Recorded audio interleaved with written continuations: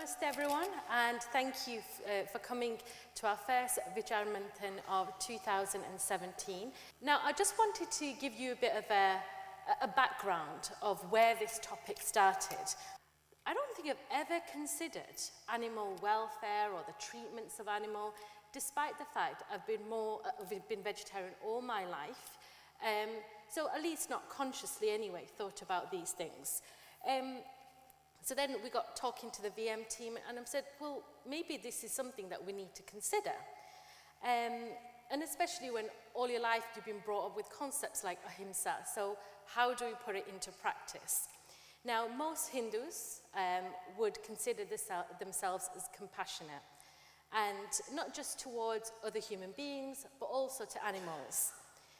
Now, in Hindu Dharma, we clearly recognize the importance of animals. Although we might not know what the importance is, but it is depicted through our gods and goddesses. So we've got, Krishna with a cow, and we always see Mataji on a tiger or a lion. We see Shankar Bhagavan with, Nandi, the bull, or snakes around him. So the connection has been there for years, for thousands of years. And at Vicharmanthan, what we're looking to do is actually continue this age-old tradition of exploring and thinking Dharma in the 21st century. The UK was arguably the first country in the world to implement laws protecting animals. Now, I myself doubt that claim. As we know, many ancient traditions, including Ashoka himself, in the 2nd century BC, released a string of animal rights. Nevertheless, in 1822, an act to prevent the cruel and improper treatment of cattle was passed by the UK Parliament. There's a governing body who actually oversees the treatment of animals, and that's called DEFRA, short for Department for Environment, Food and Rural Affairs. Now, what they say is we recognize that animals are sentient beings, so conscious beings, not merely commodities. So the title of today's Vicharmanthan is, Does Our Understanding of Dharma Call for Stronger Animal Rights and a Change in Our Behavior? We will first be exploring Dharma in the context of animal rights, then to understand what it means by animal rights, what is it today and what it ought to be. Following that, we will have an open discussion as to should we change our behavior.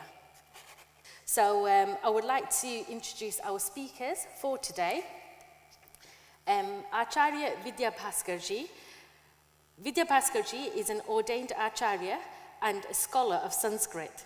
From the age of 12 to 19, he studied Sanskrit at Kailash Ashram in Rishikesh before returning to Switzerland to pursue academic studies in comparative religion, where his thesis was on the idea of dharma in the Rig Veda. Acharyaji is a serious scholar. He spends his time translating classical and ancient texts, teaching all over the world, and lives at the ashram Omkara Ashram in Switzerland. He has joined us live all the way from Switzerland. And if you can hear us, Acharyaji, do a wave or, namaste, yeah, good old VM way. So thank you for joining us. And sat next to me, we have Dina Ahern. Now, Dina is an animal rights advocate and educator.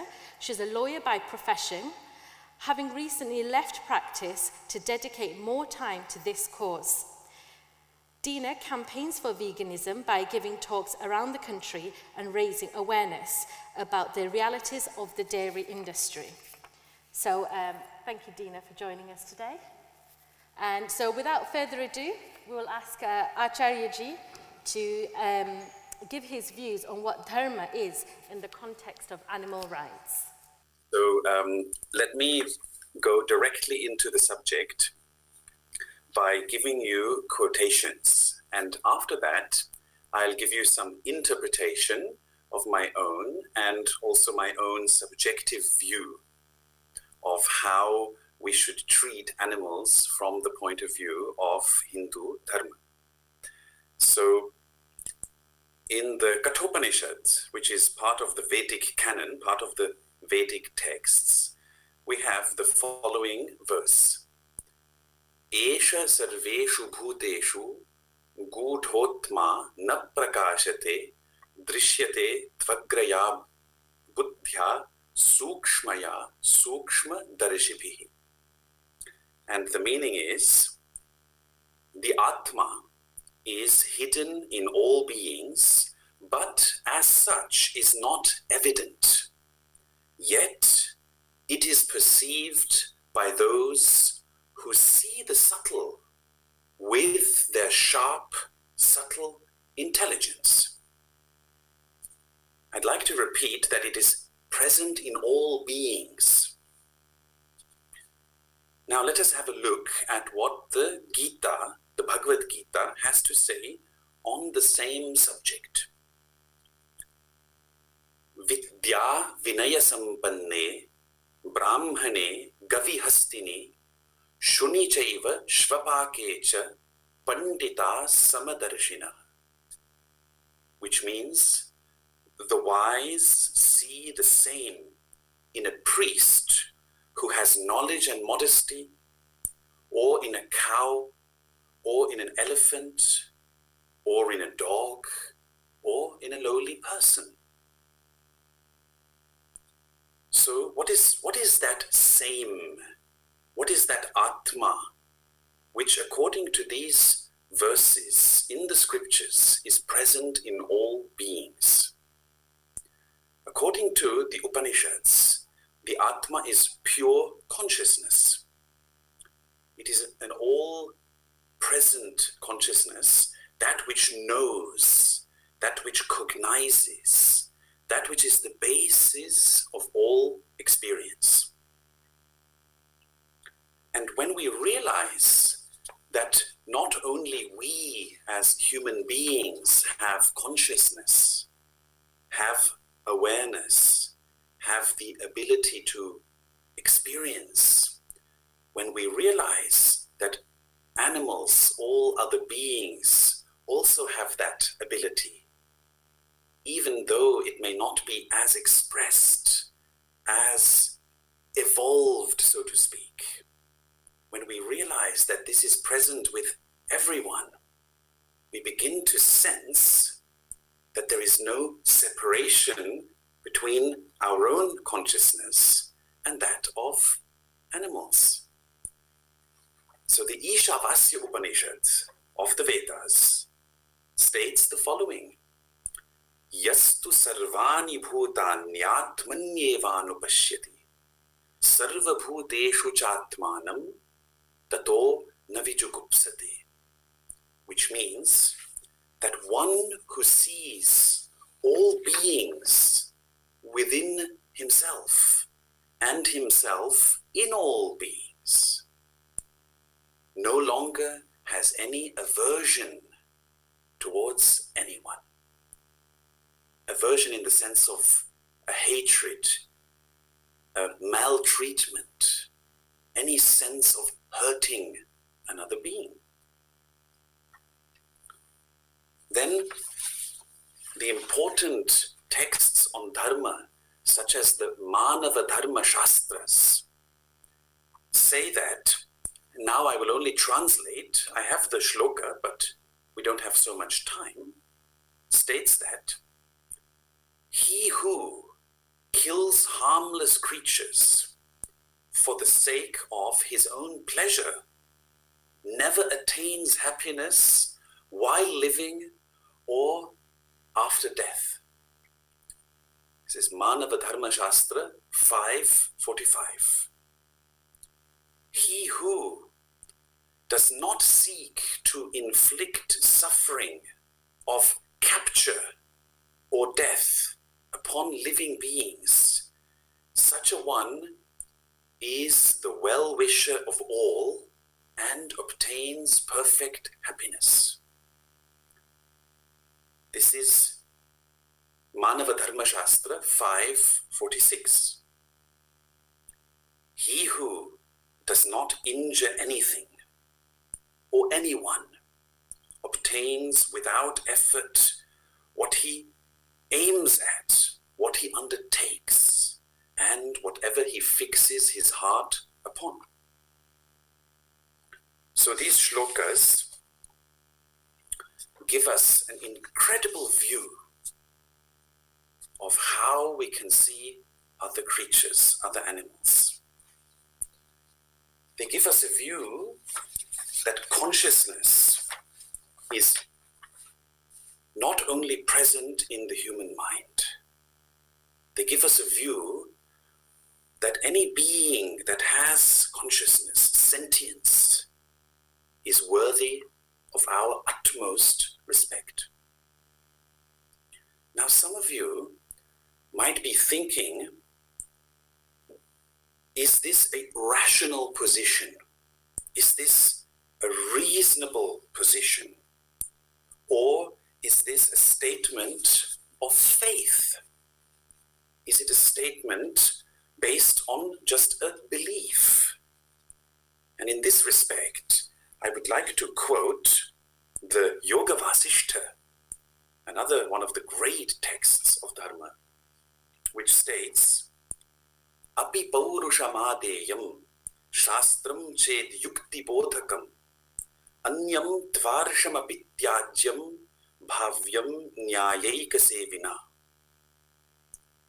That only a text should be accepted which teaches based on rationality, yukti in Sanskrit.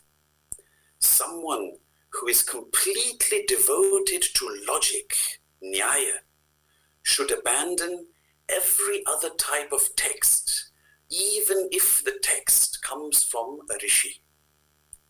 Anyam tu arshamapi tyajyam. For those of you who understand Sanskrit, that even if the text is from a rishi, if it is not based on rationality, it should be rejected. Similarly, there is a quote, Yukti yuktam vachograhyam baladapi shukadapi ayuktamapi nagrahyam sakshadapi brihaspatehi. Which means that only a statement should be accepted which is justified by rationality. Yukti yuktam, justifiable by rationality. Even if it is spoken by a child or by a parrot, because a parrot can learn by heart a statement that is rational. What is not rational should not be accepted, even if it was spoken by Brihaspati himself. Brihaspati is the guru of the gods. This is the power of rationality. And now we need to ask the question, is it rationally justifiable to mistreat animals? Is it rationally justifiable to kill animals or to have animals killed or indirectly to approve the killing of animals for our sake, whether it is for the consumption of meat or whether it is for testing animals for the sake of cosmetics or even for medicine, or whether it is for using the skin of animals for our shoes. We need to ask the question, is it rationally justifiable? From the point of view of this scriptural presentation, it is not rationally justifiable because animals have consciousness. Even a beetle reacts if we threaten its life. You can all experiment it, but please don't harm the beetle. But the beetle runs away if you try to endanger it, if you try to harm its life. That alone is proof that there is consciousness present in the beetle, even if it is at minimal consciousness. So the question is, what justifies harming another creature? There is no justifiable position. You see, it's very interesting. If you reflect upon it, there is no rationally justifiable position. None at all. There is only social conformity. That we conform with certain social practices, certain social habits of a specific society wherein which we happen to live. If we lived in a different society, we would automatically not harm any animals. And yet the position is not rationally justifiable. Harming animals cannot be justified in any way. This is also something that is acknowledged by great Western philosophers. We do not need the approval of Western philosophers for our Dharma, but I'm just pointing out this is a position that, for example, Peter Singer, who wrote the famous book Animal Liberation in the 1970s, which actually caused a lot of change in Western society. This is the position that Peter Singer also takes. He calls it speciesism. It's a kind of racism towards animals. In the past, for example, human beings thought that enslaving human beings was morally justifiable.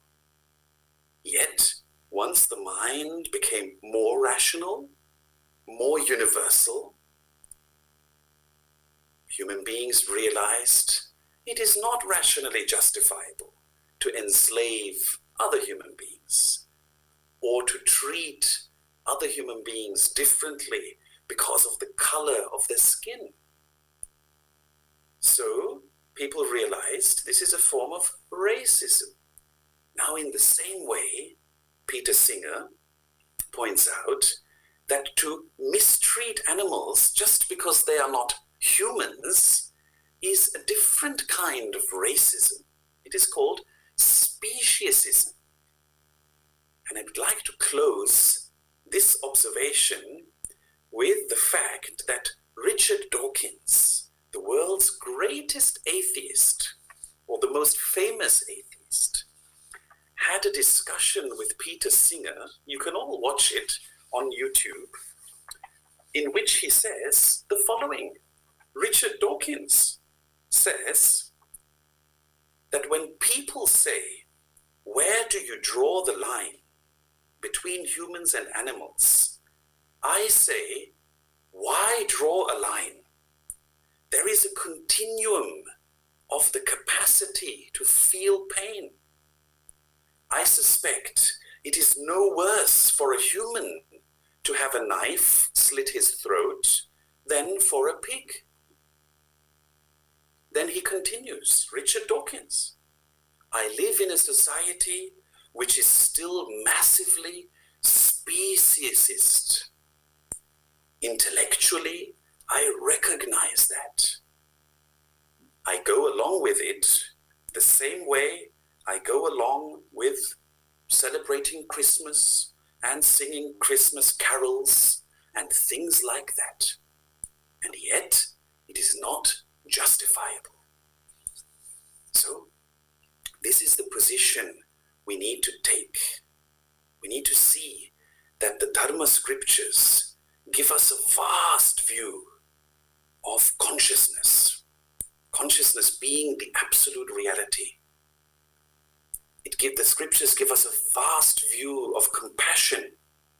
The Brihadaranyaka Upanishads, one of the most ancient texts of humanity, belonging to the Vedas, gives us 3 commandments, 3 qualities that we need to nurture. Dhamma, self-restraint, that we don't just give in to our impulses, our anger, which is there in us, our tendency towards violence, which is there in us, but we do not need to give in to it. The second quality is dana, giving, generosity, not only towards human beings, but towards nature, towards animals, towards creatures. And the third quality is daya, compassion. That we learn to be compassionate, that we learn to see that our consciousness is not the only consciousness. My mind is not the only mind. I'm not the only creature who is suffering. All creatures are suffering. All beings are suffering. And we can view this rationally. It's not a blind faith. It is not a statement of belief that other creatures or beings can suffer when we mistreat them.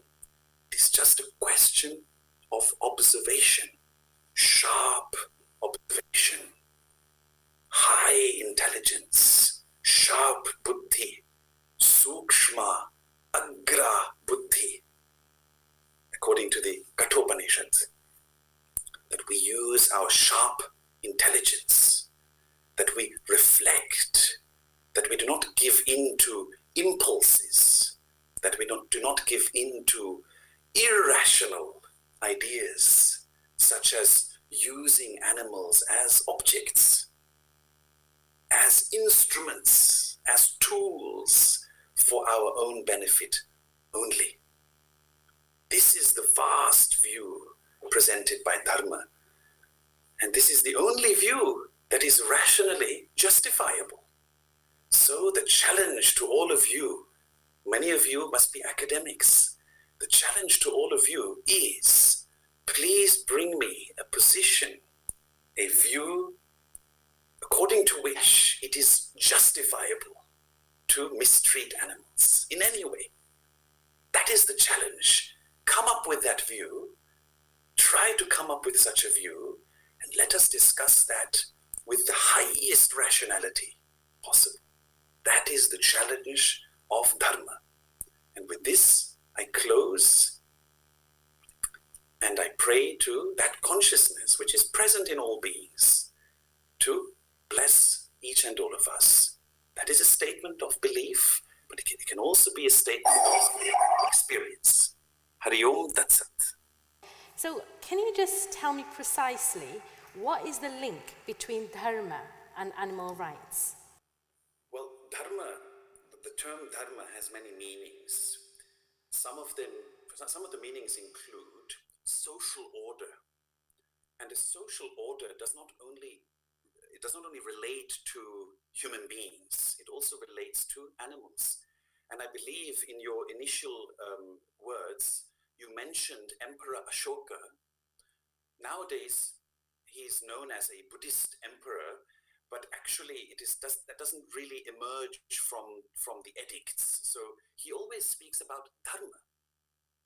And in those edicts, he describes that he has put in place the rules of Dharma to protect human beings and animals, that no animals are slaughtered in his kingdom, and that specific species of animals that are endangered should be protected.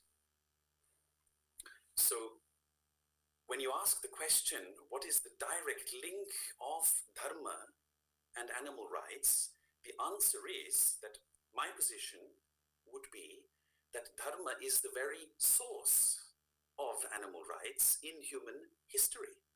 And therefore, whatever follows is a footnote to what was written in the Dharma Shastras, in the scriptures of Dharma. So this is the meaning of Dharma in the sense of the social order. But Dharma also means the truth. So the absolute truth. It is the requirement for our own minds to reflect rationally, universally, about what the truth is. Dharma really has the sense of satya. If you look at so I might be too long. These are the two answers, that on the one hand, the scriptures, and on the other hand, the new insight. So that's interesting you say that. What about the historical application of dharma? Now in history, did majority of Hindus eat meat? If so, how did dharma apply then? If they didn't, where did that consciousness come from? So this is a historical question. Now we would need a great historian to answer the question whether Hindus in the past ate meat as they do today. It's a valid question.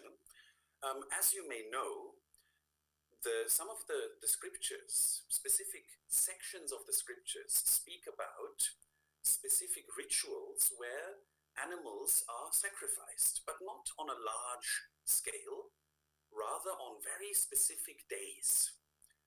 And the scriptures also state that eating meat apart from those sacrifices is not permitted. Now, my assumption is the following, that in the past, this was very, very, very closely adhered to, that these rules were closely observed, but that over time, gradually, society became less moral, didn't follow the scriptures so closely, and therefore eating meat became more common. Now we must also point out, and this is not against any other religions, we must point out that after the entry of the Islamic religion in India, with the rulers becoming Islamic from the 11th, 12th century onwards, a lot of morality changed in India. As you know, there are no such rules in Islam. So this influenced Hindu society to a great extent. But that does not mean it is rooted in dharma to eat meat. Okay, so would you say the animal sacrifice was justified? Because you were talking about being rational, and how would an animal sacrifice be justified then? It's a very valid point, and precisely because of this point, a lot of voices within Dharma, within Hindu Dharma, spoke out against those sacrifices. We can find such voices in the Upanishads already. That means at the time of the Upanishads, we're talking about 1000 BCE approximately, there were already voices criticizing those kind of sacrifices. Then we have, at the time of the Buddha, we have the Buddha speaking out against such sacrifices. And then slowly, slowly, we see those sacrifices vanishing from the proper Vedic Dharma. So approximately, I would say by the 2nd or 3rd century, you wouldn't have had Vedic sacrifices of that kind. But locally, in specific temples, such sacrifices continued, and in certain areas in India, they do continue. And the answer to you is very simple. It is not rationally justifiable. Very simple answer. Okay, that's great, thank you. And just want to ask you, Acharyaji, are you vegetarian? Absolutely, and I'm proud to say that my great-grandmother was already a vegetarian because she had studied Hindu scriptures, and so my grandmother and my mother and all my family and myself. So absolutely, I hope that even in my past lives, I have never eaten meat. So my last question is, are you a vegan? It's a very valid question. I would say I'm almost a vegan, not fully. I don't drink coffee with milk. I don't take chai. And at least before that I did. And it is absolutely not justifiable to use animal products, such as dairy products, and at the same time say that we are treating animals well. Especially in our society today, it is not rationally justifiable. In the past, when cows were part of our farming and were part of our daily contact and were treated very well, I would say it was not a terrible mistake to drink milk and to use those products. But today, when cows are mistreated terribly for their milk, it is not justifiable. It is really not justifiable. So while I'm not fully a vegan, I would say that is a goal that everyone should indeed aspire towards. Brilliant. Thank you so much for sharing your views. We're now going to move on to our next speaker. So what we'd like you to do is just stay online, and if you can listen to Dina, and then we'll come back to open Q&A with the audience. Thank you, Acharya-ji. Thank you, Acharya-ji, as well for your take on Dharma and animal rights. And namaste to everybody that's decided to attend today. Well, as Falguni-ji has already introduced me, I'm an animal rights advocate, and I campaign for veganism all over the country. And the title of today was very much about animal rights and Dharma. And I think because that title has specifically mentioned the word animal rights, it is highly important for me to distinguish between what we mean as animal welfare and animal rights. And I'll explain why I want to distinguish between the two very shortly. So animal welfare really relates to our relationship with animals. So it's what your personal relationship is with your pet at home, or it could be what the farmer's relationship is with his herd of cattle in his farm. And it's really very much about the duty that one has towards their animals. And this phenomenon is quite a modern phenomenon. And I say modern, research seems to really show that we only began to domesticate animals. I'm talking about cattle, goats, sheep. We only really began to domesticate these animals. We only began to really drink their milk or eat their flesh about 8,000 to 10,000 years ago.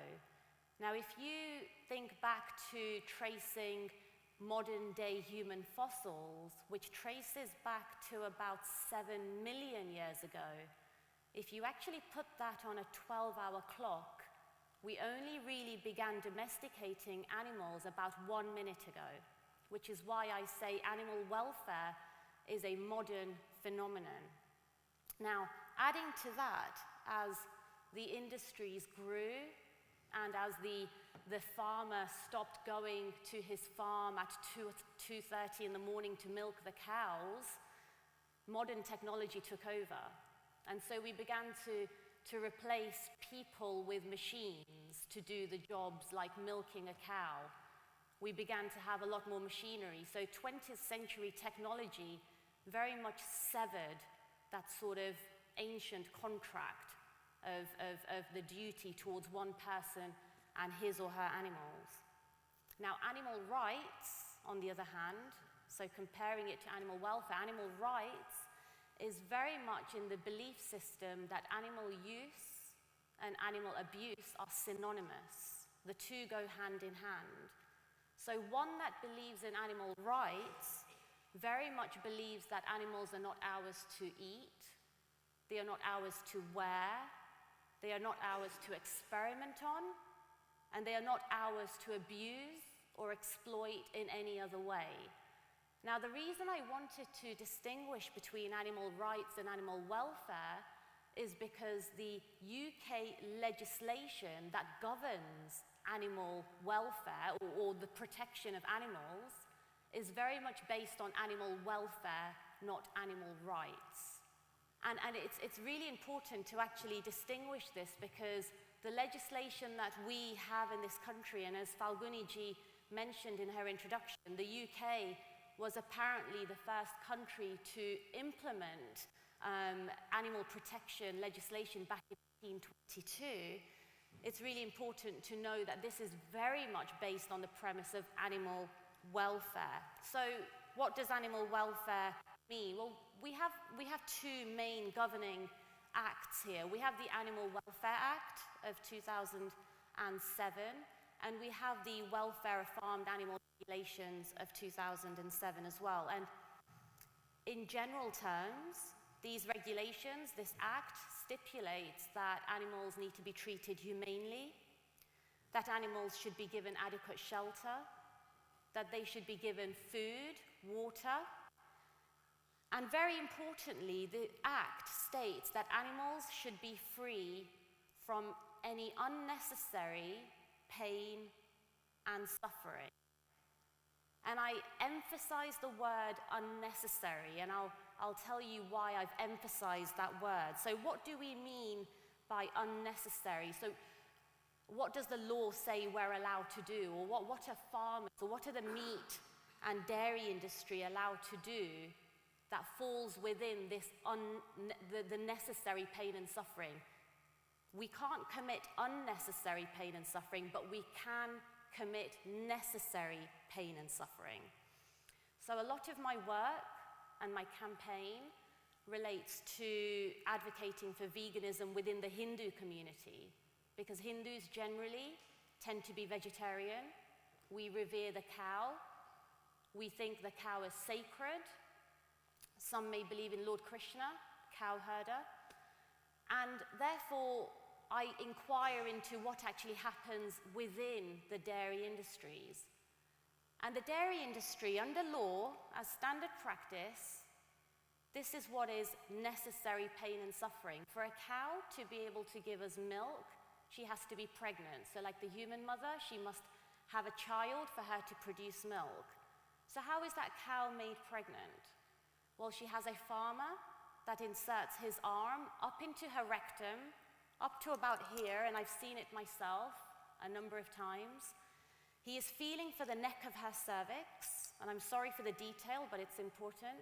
He's feeling for the neck of her cervix, so he can then, once he feels for the neck of her cervix, with his other hand, he has a device called the artificial insemination gun, which has the semen of the bull in there, and he will insert the semen into her vagina. She is held together using a device called a rape rack, which holds her very tightly together so she doesn't kick. Now, this actual process is done so regularly that it's common practice that she will be injured, she will get disease, she will get infection. But they have to do it, because if they don't do it, we don't get our milk. So it's necessary pain and suffering. This is necessary. The law says that's okay. We can stick our arm into a cow's rectum. That's absolutely fine because it's necessary. Once she gives birth, because the calf will want to drink his or her mother's milk, after 1 to 2 days, the calf and the cow are separated, just so her milk can be then sold onto supermarkets so you and I can buy it. I've heard the screams of a mother cow who has lost her baby and knows that her baby is only 200 yards away, but she will never see her baby again. And she bore that baby, she held that baby in her womb for 9 months. I've heard the cries of a calf. In fact, to add a little bit more detail, these calves are so young, some of them, if they are male, are taken to slaughter, and they lick the hands of the slaughterman because they are seeking that love and attention and attachment that they never got from their mother. But the law says that pain and suffering is necessary, so that's allowed. Okay, that's allowed. Let's move on to the egg industry. When a female chick hatches, she is debeaked, which means her beak is cut off within 1 to 2 days. Now, she is not given any anesthesia, no painkillers, but that pain is necessary, because once they debeak her, they can put her into the cages or they can put her into the free-range sheds, and she won't peck at other hens and therefore won't cause another hen any harm, won't peck at her feathers. So that's necessary, that's okay. We can manipulate and hybridize hens to produce about 300 eggs a year, when naturally they are only allowed to produce, or naturally they will only produce about 12 to 17 eggs per year in the spring, but we are allowed to manipulate them because that's necessary pain and suffering. They get osteoporosis, they get diseases, they get cancer because of the constant giving of eggs. But that's okay, that pain is necessary, it's absolutely fine. We have male chicks. Now, male chicks are actually seen as a byproduct of the egg industry because a male chick cannot lay eggs. So currently in the UK, we are, and if anybody here eats eggs, I'm sorry to give you this figure, but we are throwing into a grinder more than 50 million chicks, male chicks, a year. And the law says that pain and suffering is necessary because that's the most humane way to get rid of live male chicks as a byproduct of this industry. So imagine your grinder at home and we fill it up with live male chicks and we press the button. And the law is allowing us, the welfare laws are saying that's okay because that's the cheapest and the most humane way of getting rid of what we call a byproduct of the egg industry. I want to concentrate a little bit on something that we as vegetarians or those who drink milk are not told. When a calf is born, within the first 4 or 6 weeks of a calf's life, the calf will be debudded. Now, debudding is the process, standard practice process, where they get a hot iron rod and they will burn off the horns. Again, I've seen this happen, where this calf is held together with a tight rope and has a hot iron rod, boiling hot iron rod, placed onto the horns so they are burnt off. Now, I don't think we need to think whether a calf will feel pain. I think it's suffice to say that we can all agree that the calf will feel pain. Yet, they spend money doing research on this. So let's see what the research says. When a calf is being debudded, there will be tail shaking, head shaking, ear flicking, kicking, itching. Those are the physical behavioral changes. What are the physiological changes? There's going to be more plasma cortisol, more salivary cortisol, increased heart rate, increased respiratory rate. These are all indicative factors that this being is experiencing immense pain. But it's okay. It's necessary pain and suffering, and the law allows us to do it. So why not? Why do they do this? Let's just go into why they allow this bit in the law about necessary pain and suffering. Because ultimately, if they debud a calf, the calf will eat less, it will ruminate less space, because if it doesn't have horns, it doesn't require more space, and ultimately it will gain more weight. So when it does go to slaughter, and when they weigh the dead weight of that cow, the fully grown cow or the calf, the farmer will get more money, because the amount of money the farmer gets depends on the dead weight of the animal that he's just sent to slaughter. So this necessary pain and suffering caveat within our legislation is very much based on what benefits humans, not what benefits the animals. I want to talk a little bit about the castration of piglets. How much time do I have? Am I okay? Right, so castration of piglets, something again we're not told about at all. Within the first week of a piglet's life, the pig will be castrated surgically without any anesthesia, causes immense pain. But that pain is necessary, it's okay, because ultimately the end meat product tastes better. So castration is really necessary, because the end product is of a higher, better quality. So ultimately it's profits, market forces that dictate what is necessary and what isn't. The law isn't designed to protect the animal, although it has been mentioned that the law talks about animals as sentient beings. Where is the sentience when we are causing an animal to suffer such immense pain, psychological, physical, physiological, for human benefit? and for a farmer's profit.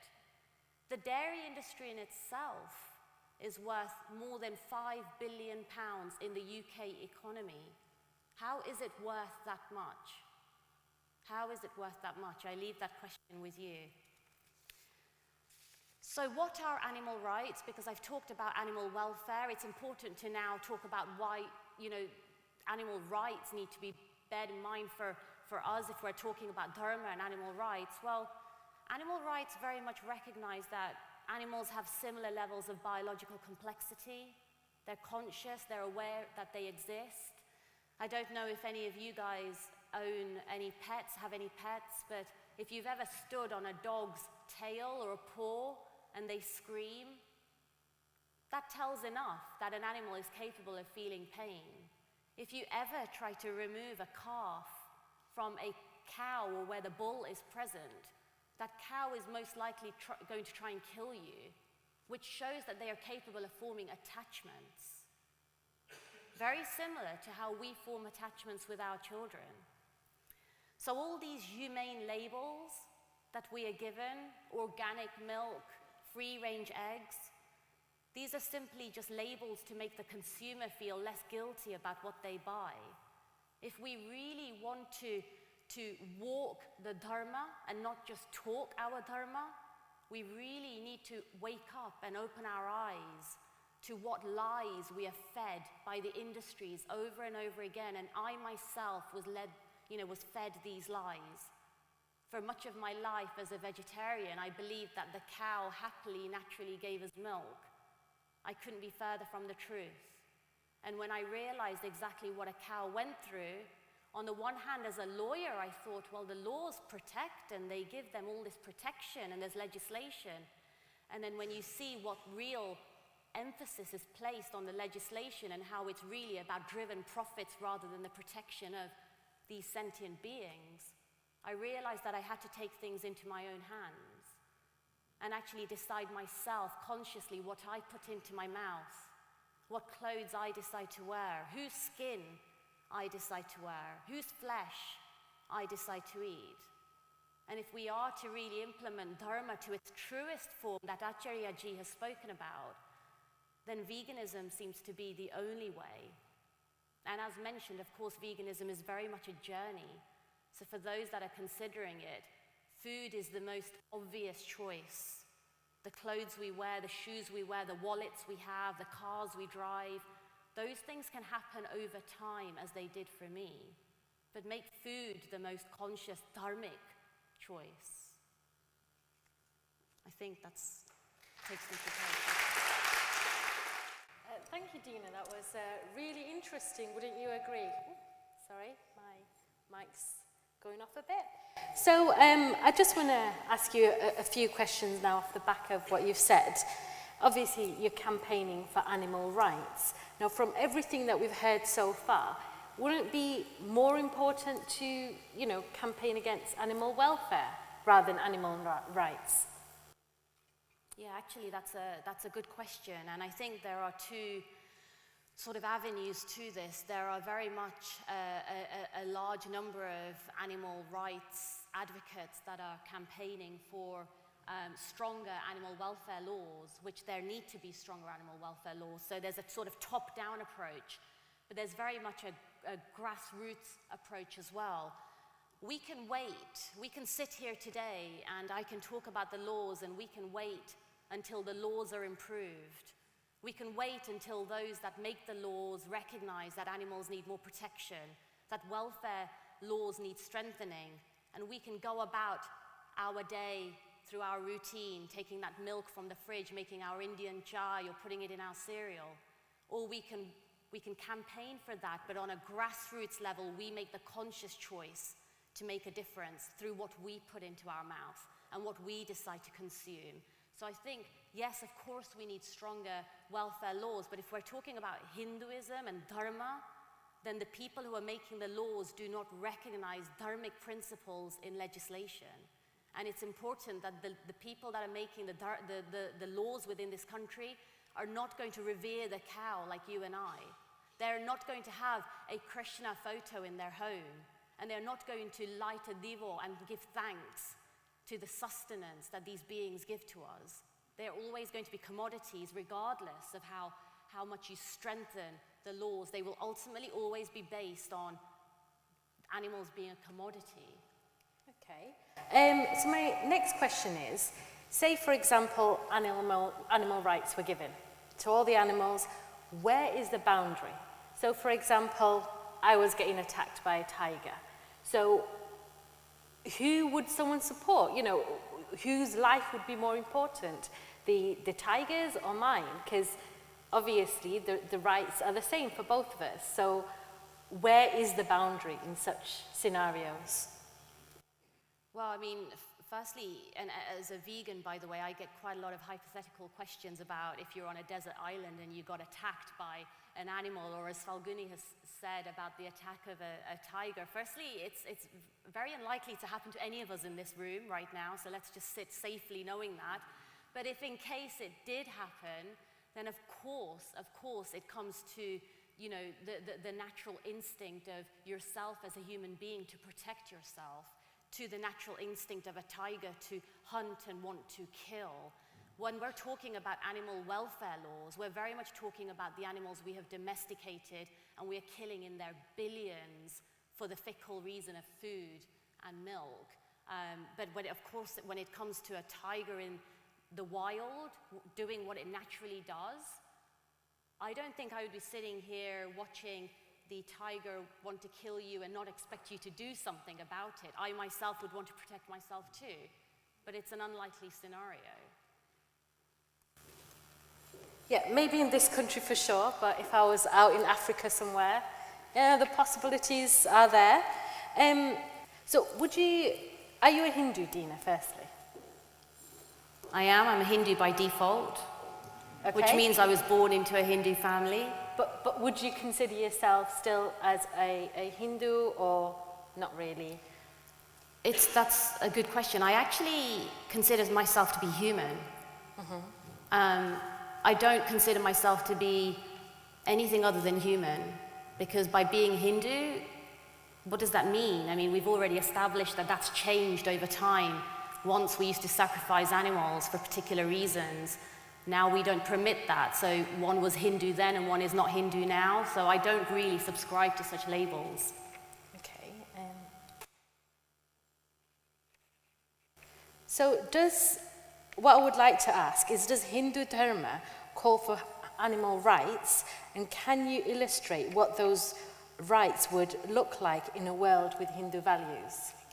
Yeah, absolutely. And from, of course, what I know about my own sanskars that have been instilled in me by my parents, and my own dharmic education and my knowledge of Hinduism, for me, animal rights and Hinduism are synonymous.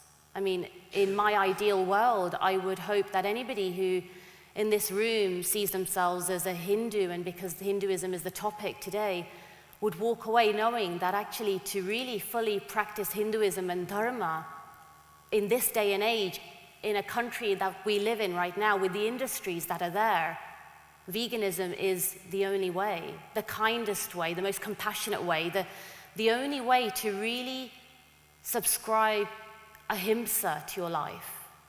Because anything less than that is not ahimsa. It really isn't. So you've talked a lot about animal rights in the context of the diet, but what about other things? Because surely it's just not about diet. So what else is there? There's the clothes that we wear. Of course, many who would not eat the flesh of a cow will perhaps have leather boots, or a leather belt, or a leather wallet, or leather sofa. So I think veganism or animal rights extends to not wearing what isn't ours to wear, from silk saris to woolen coats, to having down in our pillows. It, of course, extends to the products we buy and those products that are experimented on animals, from household goods to cosmetics to perfumes. It extends to, and for me, part of my journey is very much now looking at how often I fly, how often I decide to go on holiday, and the impact that the pollution of one airplane has on wildlife and the ecosystem. So veganism doesn't just stop with, of course, the food that we eat. It's very much an extension to how you tread as lightly as possible and as practicable on this earth, so we create as little impact to all the other inhabitants of this earth. So a lot of people think the activism behind animal rights can be considered quite extreme. So what's your view on that? You know, what do you think? I agree, actually. I'm quite regularly stigmatized when I meet people for the first time and I say that I'm an animal rights advocate. I deliberately do not use the word activist because the word activist has so many connotations. And I think the stigma comes very much from the 60s and the 70s, when a lot of animal rights activists used to take the direct action approach, which literally meant that a lot of them were not afraid to break into slaughterhouses. They were not afraid to climb on trucks, to stop trucks from taking animals across the border to other countries for slaughter.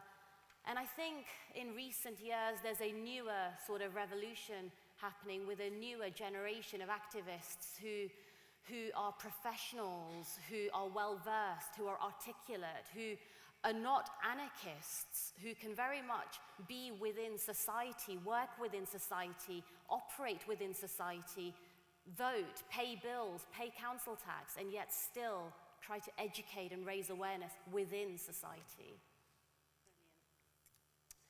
Thank you so much, Dina. A big round of applause for Dina, thank you.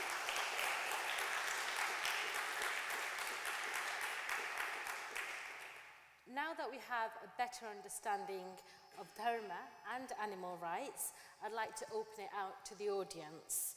So I know there could potentially be lots of questions and we may not have enough time to get round to all of you. But before we go to the audience, I just want to make you aware of some Vicharmanthan house rules. Those who have been before know it. Those who are new, you'll be happy to know that everyone only has 60 seconds, okay, to kind of give their question or their explanation. So you've got 60 seconds. Please keep your questions brief and precise. Now, obviously, if I find that, you know, you're kind of going on a bit, I might just have to step in a bit. So let's keep it nice and brief, so at least we can get round to many questions as possible. So yeah, over to you guys, and I think Shruti's going to come round with the mic. This is a question for Dina. Did you like cheese and paneer when you were a vegetarian? And if so, how did you overcome this on your journey towards veganism? Really good question, actually. I used to love cheese, and I loved paneer, especially the way my mum made paneer. So it was when I became vegan 7 years ago. Cheese was one of the hardest ones for me to give up, and I realized over time that cheese actually has addictive qualities. So when I am campaigning for veganism and people ask me this question or say to me, I really want to become vegan, but I can't give up cheese, or I love my paneer, what do I do? I say, actually, you know, you have legitimate reasons, because it is as addictive as an opiate. The quality that it has is akin to an opiate. So it's very much about, actually, for me, in my mind, my personal journey with it was because I was exposed every day, and I still am every day, to the atrocities committed to dairy cows. I couldn't swallow it. I didn't want to put it in my mouth, because I realized that, yes, it was something that I really enjoyed the taste of, but in every taste of paneer, in every taste of cheese, I am eating the tears and the suffering of a mother cow. And that would get stuck here. And I've never wanted to have it, because I am ethically so far attached to what happens to these beings that how can I eat a byproduct of their pain and suffering?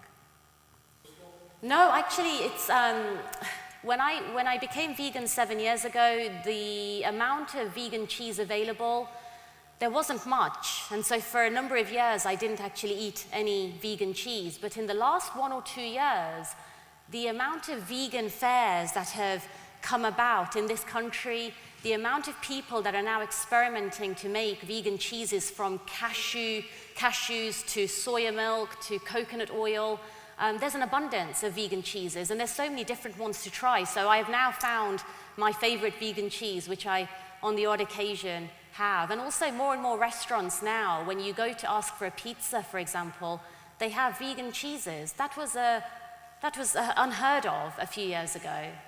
Yep, and I totally agree with your question, because it's a very valid one.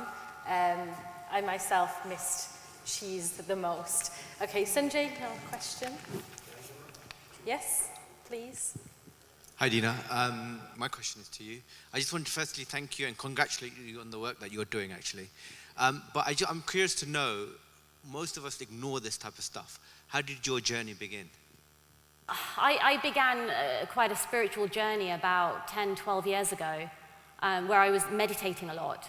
And part of the meditation, and some of my teachers would say to me that in order to open up your third eye, you know, one should be vegan. And I was very much on a deeply embedded spiritual journey, really wanting to experience different realms of consciousness. But yet I couldn't give up my cheese, okay? So it wasn't enough for me. And then we ended up getting a dog. And we got our dog at a very vulnerable time in our lives. We had somebody very close to us pass away. And for many, many years, my parents had said, you're never having a dog, you're never having a dog, you're never having a dog. And they were at their most vulnerable, and my brother and I exploited that vulnerability and went and bought a puppy. And it was bringing that puppy home and seeing that puppy look up at me that I realized that there is no difference between the unconditional love that I have for this puppy to what every other animal deserves to have. And at that point onwards, I actually saw a video of what happens to a dairy cow, and the two sort of happened around the same time. And that was like a light switch for me, very much like a light switch. I didn't want to participate at all in their pain and suffering, and then go home and give my fur baby the amount of love that I could give it, and yet not extend that to all the other animals, even though they weren't pets in my home. And it's what Vidhyaji was talking about in terms of speciesism. I was a speciesist, very much so, until I felt the love of another being and realized that same love that I felt had to extend to every other being. I just wanted to add about the question of how to overcome taste and such issues. You see, the scriptures for this very purpose tell us that in order to overcome habits, we have to practice yoga. And yoga isn't just physical exercise. It is also mental discipline. It is also going into the depth of our own minds through, for example, meditation. And meditation is not a belief system. Modern research at top universities such as Stanford and others, Stanford has a Center for Compassion Studies, shows that when you meditate, when you practice regular meditation, you become more compassionate automatically. Your brain structure becomes more fluid in the sense of you become more adaptable, you overcome habits. So those of you who have a motivation to become better human beings, to treat others better, should also train that through meditation and yoga, and in a rational way, not as a belief system. Thank you.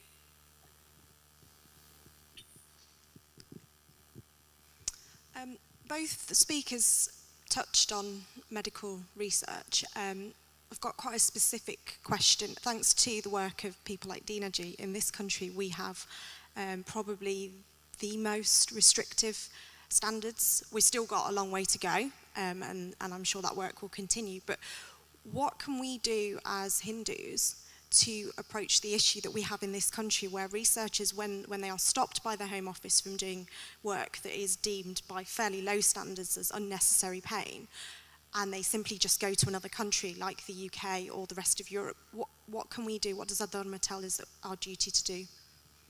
Are you asking what ought the Hindu community do when it comes to things like medical research and use of animals in that particular instance? Okay, so Vidhya Bhaskarji, the question is, and medical research is just an example where legislation as it is may well be of a high standard, but it's essentially moving the problem rather than really eradicating it. And the example, the question I just gave was about medical research, where standards are relatively very high in this country, at least in the UK, but effectively the problem is just passed on. So the question was, how should the Hindu community respond to that? If you want to add anything to that. Well, primarily there has to be a voice. The voice needs to be heard. It doesn't make sense for Hindus just to sit at home meditating upon ahimsa. It has to be made known to society, because sometimes human beings, even if they're very intelligent, need to be told, need to be informed about different perspectives. And this is precisely what happened in the example I gave about Peter Singer, the author of Animal Liberation. He brought in a perspective that nobody in Western society heard about. Similarly, Hindus now in the UK, you have a bigger community. In India, we have a great community. We need to make ourselves heard by bringing out these perspectives in the form of rational convictions, not emotional convictions. Of course, emotional stories are very important to touch the other human being, but our convictions need to be conveyed rationally. Then they can actually become universally valid points of view. Voice, there needs to be character building. So young people like all of you, I can't see you, but I assume you are young. Young people like all of you have to ask themselves, is my character really fully compassionate? Because you can change your character. Similarly, you can point out to society at large, is your character compassionate? This is something that resonates with people. That is why there's a lot of modern research going on. So I don't have so much time, but research is another aspect. If Hindus can push a research agenda, like Buddhists have done at Stanford, at major universities, if Hindus can join hands with Buddhists on the research agenda, a lot of policy can be changed. If you can create a think tank, Vichar Manthan as a think tank, to influence policy, that is how you can influence legislation as well in the long run. Thank you, Vidhya Bhaskarji.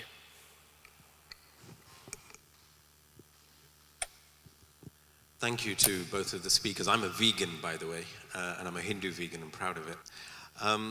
One of the things I find really interesting about this is the rational and the emotional kind of connections that we're making. But I find it, and it's not a question, and I'm a regulator, so I'm going to check my time. One of my big questions is, and it's not necessarily a question to the speakers, but I'm sure it's one that they ponder, is when I'm invited to go to Hindu temples, Hindu events, and they will speak about Siya Rama me Saba Jagajani, Karuhu Pranama, Jori Jugapani. I see Siya Ram in everything around me. And at the same katha, the same event, ghee, milk, and all of these things are shared at Mass. We'll go to Hindu temples and there'll be milk poured over in ceremonies. And there's such a huge contradiction there, which I find fascinating. And I think, really, are we conscious? And I celebrate the two speakers here today, and I think we need to give them as much support as possible to do some of the activist work, to do some of the work around policy change. And the more people who engage with that, that's where we're going to start to see a big change. I tried it with a few Hindu leaders and scholars in India, and I got a mixed response. I got some who were very interested and others who were like, why are we doing things like this? And I found also that, so at one position they'll be sitting on seats telling us to have compassion, and in the next breath, we'll be having siro with ghee in it. Okay. So it's quite a big question for us all, I think we need to leave with today. So did you want to ask that question to the speakers as well? Or? Yes, why not? Yeah, Dina, do you want to start with that one and then? Yeah, I mean, absolutely. And, you know, to echo what has just been said, I myself, as part of my campaign, I've presented to a number of mandirs here in Leicester, had direct dialogue with a number of the presidents, committee members, and whilst they all show dismay and they are shocked to see some of the footage that I show them and some of the facts that I present to them, when I ask the question, and the ultimate and most important question is, what are you going to be doing with this information that I've presented to you? They've still not done anything. And that, through my sort of past years campaign amongst the Hindu temples in Leicester, I have realized that the change has to come with you and I.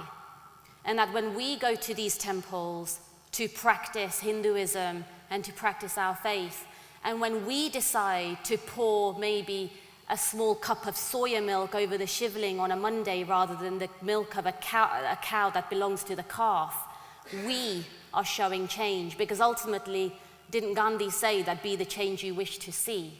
And that actually knowing something and not doing something about it is worse than not knowing at all. And we might as well hold hands with the perpetrators of the violence if we know this knowledge and are choosing not to do anything.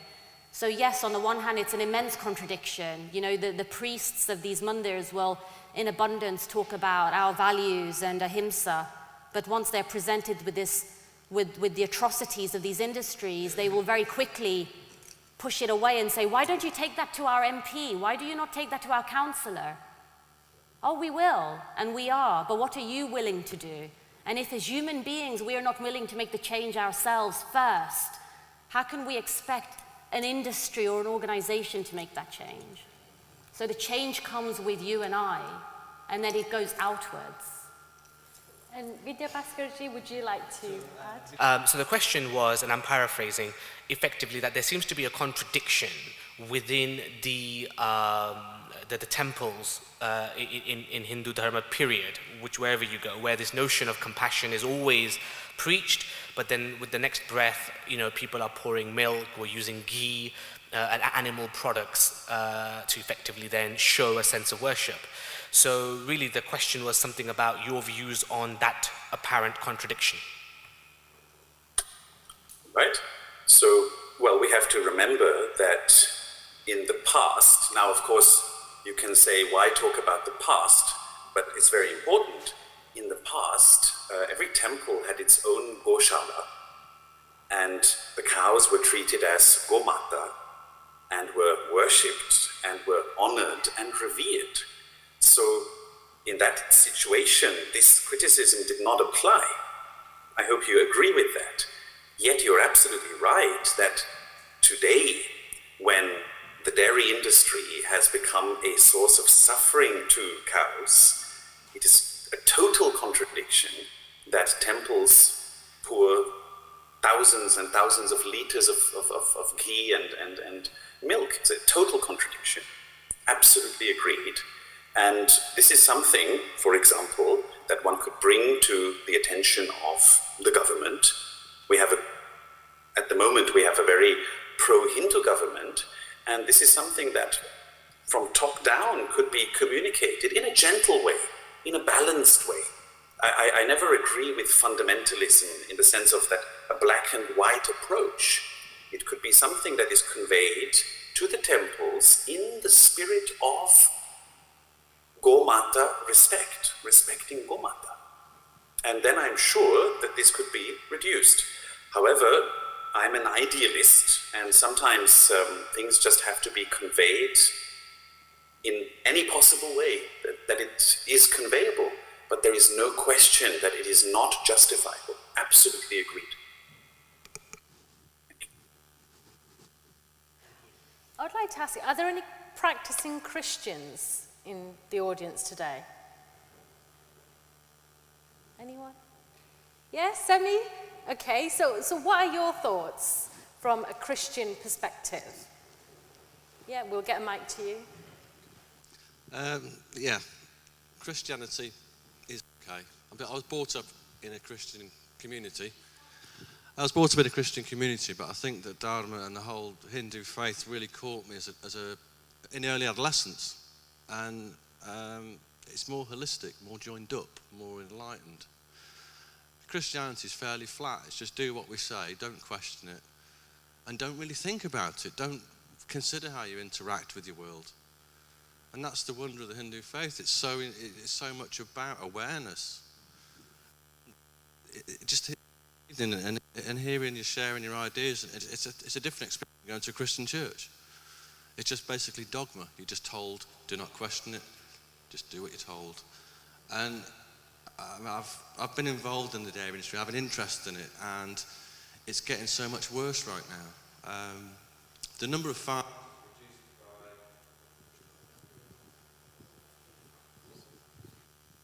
Okay, so basically the reason I was asking this particular question, now this might be across the kind of Judo-Christian Islamic faith, is that or especially I'm going to refer to the Bible in this context, that it says in the Genesis that we, so humans, shall have dominion over animals.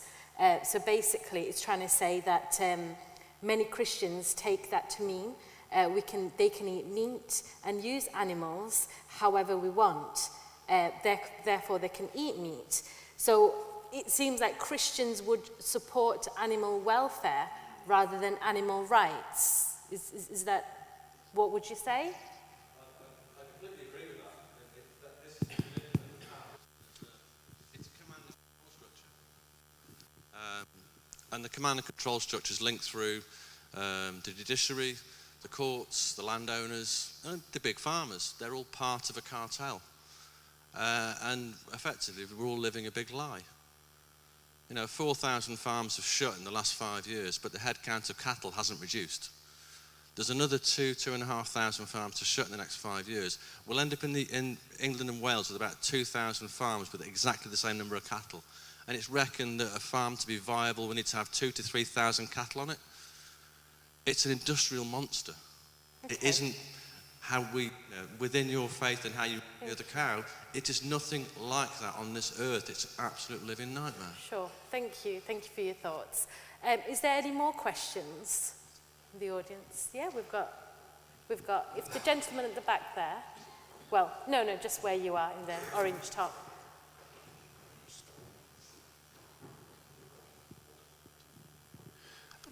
For either speaker, really. But from vegetarianism to veganism, that subtle change and an altruistic thinking on the one hand is excellent. However, fundamentally at the grassroots, we have outside the Hindu tenet other religious diktats which clearly define and give and condone how animals should be killed, both in terms of Sharia law and Judaism law, so don't bring Christianity into it, which define halal meat, obviously, and kosher meat, which is consumed by nearly 70% of the people on this planet. So are we within our own framework of this journey that you talked about from vegetarianism to veganism, spitting in the wind against such a huge sea difference on the other side of the equation, which actually condones and defines how animals should be killed for human consumption? Either speaker to comment on that. Thank you. Okay, so we'll ask Vidhya Bhaskarji to answer that one first. So Vidhya Bhaskarji, the question, and both are related because you wanted to come in on the previous question regarding the Christian perspective. In fact, the questioner from the audience has just said that what are your thoughts regarding the fact that, within Judaism you have kosher meat and there are particular prescriptions about an animal may be slaughtered, and same way within the Islamic tradition where there is halal meat. And it seems as if the general thrust of humanity, specifically with the Judeo-Christian Abrahamic faith, which is by far the majority in that sense, it seems like this whole discussion is just going against the wind. And I think it's effectively, what are your thoughts on that? Well, what is very interesting actually is that Genesis has two narratives. The first narrative of creation before the flood, now I'm talking to those of you who know Christian theology, the first narrative actually describes a vegetarian world. You can all check it yourself. Open Genesis, before the flood, vegetarian world. You may live of the fruits. Right? That is the statement. I don't have the Bible in front of me, but I know this is the case. And then after the flood, then the text of the Bible allows the eating of specific animals. But in the prophet Isaiah's book, the book of Isaiah, where the vision is described of where creation is moving towards, it is again a status where the wolf and the sheep lie side by side peacefully, where the wolf does not eat the sheep, where it's again a vegetarian goal, so to speak. You can check it for yourself. So the idea is basically that the kingdom of God, meaning that towards which creation is moving, will again be a vegetarian, purely vegan even, kingdom of God, as it was in the beginning before the flood. So in paradise, in the Garden of Eden. So this is not my interpretation of the Torah, the Jewish scripture, and it's also part of the Christian scripture. This is actually officially there. And it will be interesting for you to know that the first Christian monks, Saint Anthony, who was one of the first Christian monks and started monasticism in Christianity, imposed upon all Christian monks vegetarianism. You can check it for yourself. So these are very valuable resources. These are points that we can point out from the perspective of Hindu Dharma. It is not as if this is absent in the Christian tradition. As for the Sufis also, in some cases, the Pirs and the great Sufi saints, also acknowledged that all animals, all creatures are created by the Lord and therefore cannot be just used for the pleasure of the human being. So there too, there are resources that we can work with. Thank you. That's brilliant. Thank you, Acharya-ji, for clarifying that. That's something I wasn't aware of at all. So Dina, what's your perspective on this? I think it's a valid question, particularly with almost 70%, maybe more now, of all the meat in the UK currently is all halal, whether you're against halal or not. And one of the sort of common debates and conversations I have with Islamic scholars and those who follow Islam is the actual killing of animals without stunning. Not to mention 1 in 3 animals that are stunned in UK abattoirs are missed anyway, and they don't stun again because it costs too much money. But let's just talk about the halal process. The Prophet Muhammad, peace be upon him, actually in the Quran and through his teachings in the Hadith, it's very common knowledge that he was actually a vegetarian for most of his life. In fact, he only ate meat once a week. And that was because of his time in the desert. The harsh conditions meant that for his body to sustain the harsh conditions, he had to eat goats predominantly, but most of the time he was actually vegetarian. And the actually killing of animals to the extent that they are killed now do not follow at all the Islamic way whatsoever. And that's definitely a campaign that is going on, it's current. It certainly doesn't negate the vegetarian to vegan argument, but I think the two are very much, they go hand in hand, and one shouldn't, detract from the other. I think I want to ask a question next, just one final one. So we obviously talked lots about diet, but what about things like going to the zoo? So obviously in this country we don't see any wildlife, so it's such a great way to educate kids, educate ourselves about these types of animals.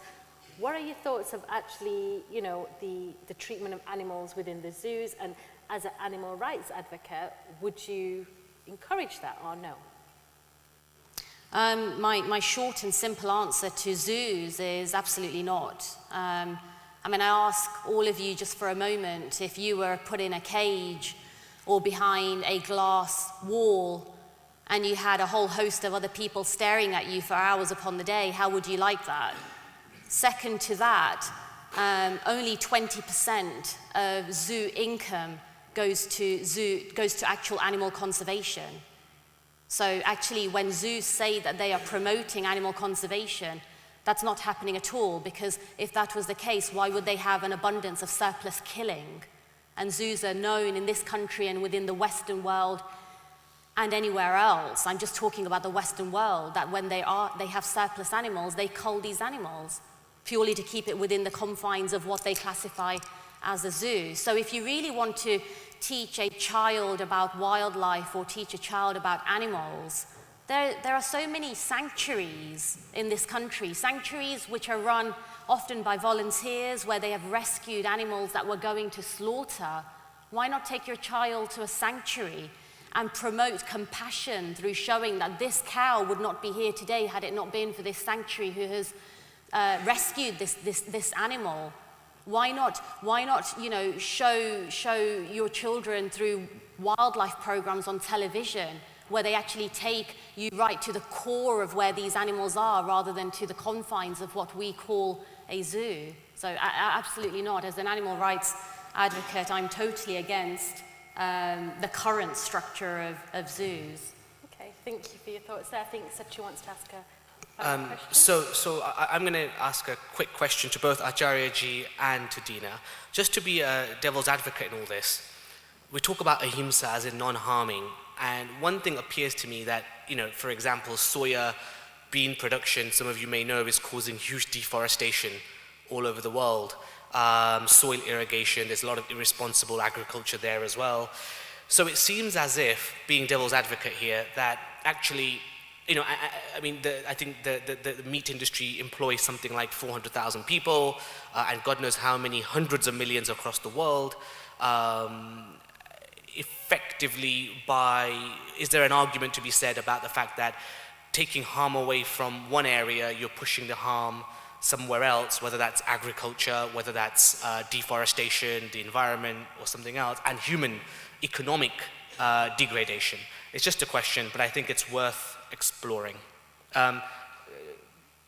You decide who goes first. You decide. Oh, okay, so Acharya-ji, you're just here, so I'm going to ask you first, 2 minutes, please, if brief as you can, and then Dina-ji can make her remarks. Right. So you see, this is the same kind of thinking, like before computers were invented, or before computers became widely known. People were worried that computers would take away the jobs of ordinary people. But actually what happened, computers replaced and created many more jobs. Similarly, robots and all the discussion going on that they will take away jobs, well, what will happen is there will be new jobs. So I don't think the argument that the meat industry, if it is reduced, if people consume less meat, that the meat industry will then cause rampant poverty in the world, I don't think that argument works. People can just find different jobs, have new creative ideas. There's so many other ways to become busy and to offer some service to other people, meaning in society. So that argument doesn't work. I don't think so. As regards soy plantation, you're absolutely right. There are many other ways that we are harming nature indirectly. Deforestation and all those issues. All this shows precisely what the scriptures have been saying all along, that our actions have consequences, that our actions are not just momentary deeds, momentary actions that have an immediate result, like dropping a ball. Our actions have long-term consequences. That is precisely what our Dharma scriptures have been saying all along. And by becoming more and more aware of this, we need to find the middle way. We need to find balanced policies that our planet, our societies can move into the future in a very, very sustainable way. And I'd like to close with a small story. I won't take long. You all know the story about Yudhishthira. At the end of the Mahabharata, after all the conflict, he wants to ascend to heaven, to Svarga, in his physical body. And he's walking in the Himalayas, and he has a dog with him. So he reaches the portal of heaven, of Svarga, and Indra stands there and tells him he can't enter with the dog. And Yudhishthira says, I'm not going to enter without my dog, because this is an animal. This animal will get harmed if I am not here to protect it. This animal has been loyal to me. I will never, never give up someone who cannot protect himself or itself. And he says, I'm not going to enter heaven. This is the attitude we need. This is the kind of emotional awareness also that we need to convey, in addition to rational justification, as the most powerful argument. Thank you. Yeah, I mean, I think you have a valid point. And when I'm campaigning for veganism, when I'm standing outside slaughterhouses, when I'm talking to farmers who have just dropped off a whole bunch of cows to be taken for slaughter, and he's got a dog next to him and he feels nothing, I don't wish him, to lose his job. I don't wish ill will on him or his family. But what I do know is that they always have choice. And I've met through my work ex-farmers, I've met ex-slaughtermen, I've met ex-butchers, I've met ex-milkmen. All these people used to once be part of those industries, have now removed themselves from those industries and have been able to find other jobs utilizing the skills perhaps that they've learned through those pre-existing jobs. To add to that, at the end of the day, the industries very much work on supply and demand. And only recently I read that there are a number of farms, big farms, that have recently decided to sell plant-based milks because people are not wanting their dairy milk. So they will operate on simple economic supply and demand. Now, Sachin, you mentioned the impact on the environment, and that's a very valid point. I will add to that, of course, by having soya, the plants and the grains that us vegans eat, of course that has an impact on the insects. Of course it has an impact on deforestation, but it's relative. And you compare that to the amount of deforestation that happens to grow the same soy and grain in those countries that is then taken to the Western world to feed to the animals that are then fed to humans, and you can't compare it. Ultimately, we're human and we need to live to eat. We need to survive. Therefore, we have a choice of what impact we have. And by being vegan, I'm not at all saying that one is then perfect. Not at all. But you're doing everything you can to tread as carefully as possible to lessen the impact that you have. And there's always a choice. The Vegan Society, by the way, only last week announced that they are supporting a local large dairy farm in the UK to go to more plant-based foods. So there is support there, it's available if they want to do it. And they will do whatever will give them money. And that's dictated by us as the consumer. Brilliant. Thank you, Dina.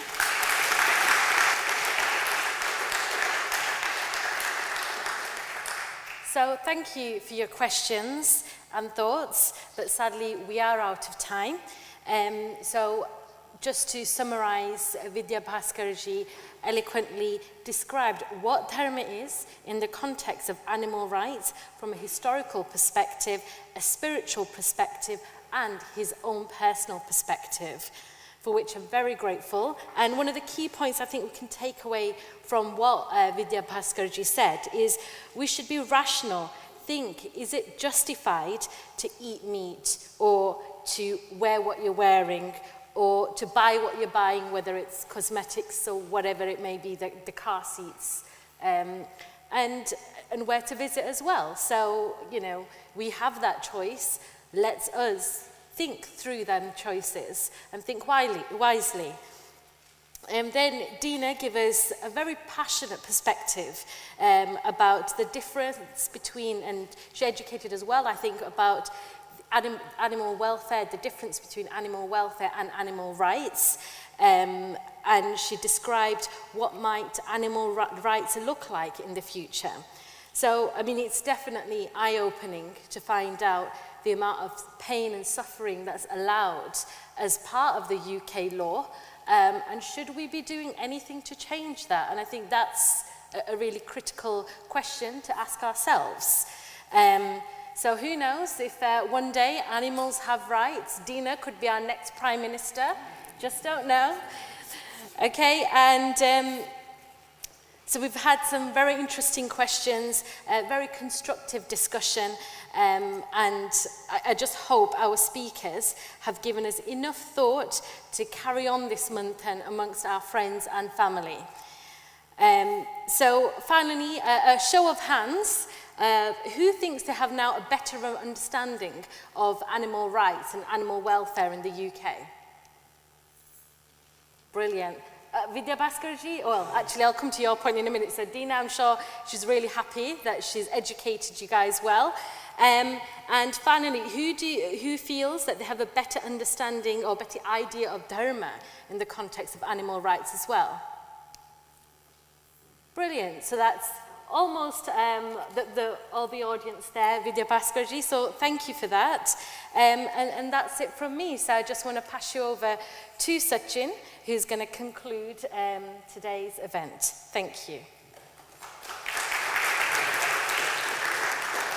Actually, it's not Sachin, it's Ravi, so sorry. Hi, so I'm going to invite Sachin on. Oh. So just before I conclude, I'd like to invite Sachin on to talk about our Well Wishes Fund.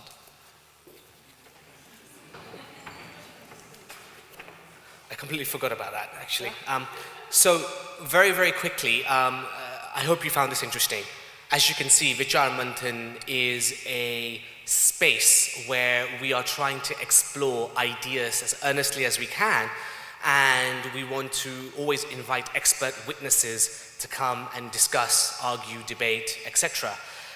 Those of you who've been coming to many Vichar Manthans already know what we do, but so you know, we are a voluntary-based organization. We're not funded by anybody bar well-wishers, and our well-wishers contribute anywhere between £1 a month to £10 a month, and etc. If any of you would like to support our work and our chapter, we would really welcome a standing order monthly contribution to our work so we can carry on funding this. Just to give you some insight, this event probably has cost us somewhere between £600 to £700. And each event is such. We do at least 3 a year, and as you heard at the beginning, we have multiple chapters and we are growing. And we are only funded by the Karyakartas that volunteer their time and energy in terms of both dhan, man and dhan, but also well-wishers like yourselves who have willingly signed up for a monthly contribution with us. So if you can and you would like to, I encourage you to please go and speak to Drishti, who is just there, who will be waiting at the desk as you walk out. And Drishti don't let anybody out until they sign it. On that note, that's the well-wishers side of things. So you also know there is a website called vicharmanthan.org where you can keep up to date with future events, different chapters that are starting off, and all the list of speakers that we have had on this. Very soon and very shortly, we will start uploading videos of all of our previous Vichar Manthans and this one as well on our YouTube channel and on the website. It's work in progress. So thank you very much. I hope you will support us, and I'll pass you back on to Ravi.